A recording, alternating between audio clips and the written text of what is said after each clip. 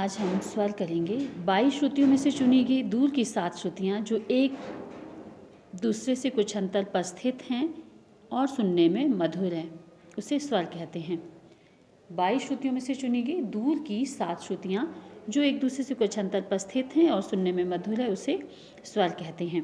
अब स्वर दो प्रकार के होते हैं, एक तो शुद्ध स्वर और दूसरा विकृत स्वर। शुद्ध स्वर क्या होता है?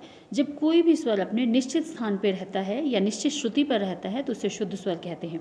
और शुद्ध स्वर हैं 7: षडज, ऋषभ, गांधार, मध्यम, पंचम, धैवत और निषाद, या फिर सारे गम प ध नि।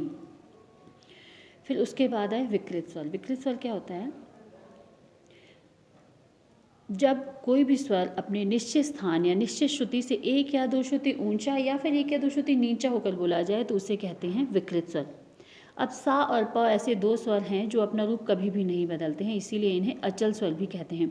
तो इसके अलावा कितने स्वर बच गए? रे, गा, मा, ध, नी।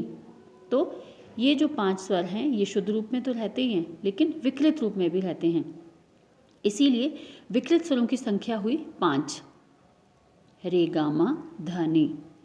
अब विकृत स्वर की डेफिनेशन क्या हुई? जब कोई भी स्वर अपने निश्चित स्थान से एक या दो श्रुति ऊंचा या फिर नीचा होकर बोला जाए तो उसे विकृत स्वर कहते हैं। विकृत स्वर भी दो प्रकार के होते हैं, एक तो कोमल विकृत और दूसरा तीव्र विकृत। तीव्र विकृत हमारे पास सिर्फ एक ही स्वर है और वो है मध्यम या माँ। माँ अपने दो रूपों में रहता है, एक तो शुद्ध रूप में और एक तीव्र विकृत रूप में। इसके अलावा होते हैं कोमल विकृत स्वर, रे, गा, ध, नी।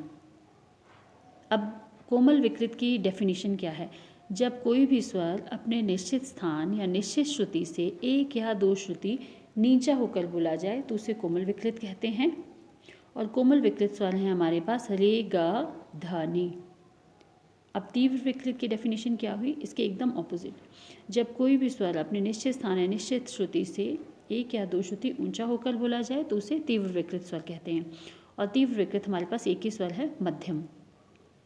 तो इस प्रकार से अगर पूछा जाए कि शुद्ध स्वर कितने होते हैं तो 5 होते हैं, और अगर विकृत स्वर पूछा जाए, शुद्ध स्वर 7 होते हैं, और अगर आपसे पूछा जाए कि विकृत स्वर कितने होते हैं तो वो 5 होते हैं। और अगर स्वरों की कुल संख्या हम जानें तो वो कितनी होगी? 7 + 5 = 12 स्वर। Thank you.